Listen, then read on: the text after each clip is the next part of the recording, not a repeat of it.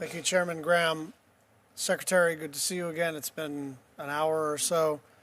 For all of the disruption of the past few months, we are still in a position to write a bipartisan bill in SFOPs, but things need to change if we're going to be successful. If the goal, and I want everyone to hear this, including my Democratic colleagues, if the goal is to reform American foreign assistance so that we can do fewer things and better, then you were pushing on an open door to begin with. If the goal is to reduce overhead, make more strategic investments, and eliminate the tiny fraction of programs that you feel aren't essential to those objectives, you will have bipartisan support for that conversation.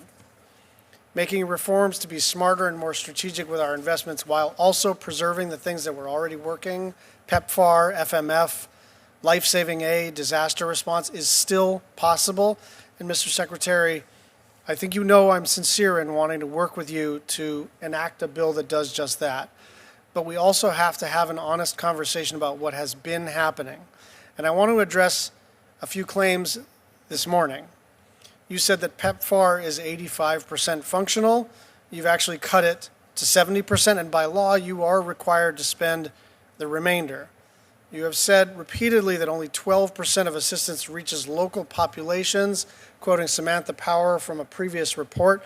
That is actually not true. The USAID report from last year found that 12% of aid is implemented by local organizations, but that's completely separate from the question of how much aid is actually reaching people. That's Catholic Charities, that's the World Food Program, that's CARE, that is not overhead. Those are other organizations, not local organizations, but flagship American organizations that deliver aid abroad. You have said there is waste and fraud and abuse. I encourage you to make any referrals necessary to the inspectors general. You've said sharing information and taking comments from Congress is essential, but there was only one briefing. I'm hoping all of that can change. As I said earlier, the changes that you're making are not occurring in a vacuum. They are having catastrophic outcomes in the real world. Kids are dying. Mothers are passing HIV on to newborns. We are abandoning our Indo-Pacific partners and paving the way for China to swoop in. And allies are having to beg for the FMF, which they've come to rely on. Even the few programs that have been retained are having a hard time implementing effectively.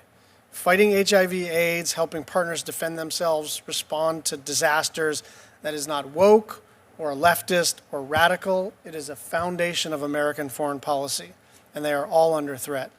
And anytime we've asked for clarity about what the administration is doing, we've gotten very little.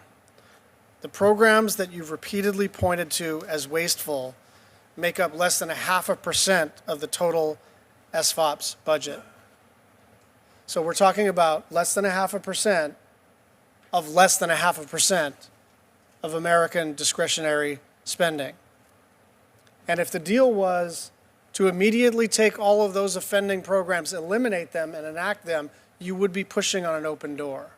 But most of all, I want you to understand how important I think it is for the United States of America, for President Trump, for you as a secretary, for us to get to some rhythm of bipartisanship where the Article 1 branch works with you to enact an SFOPS bill. We are ready to do so, but we need some level of correspondence, interaction, transparency, and cooperation. Thank you.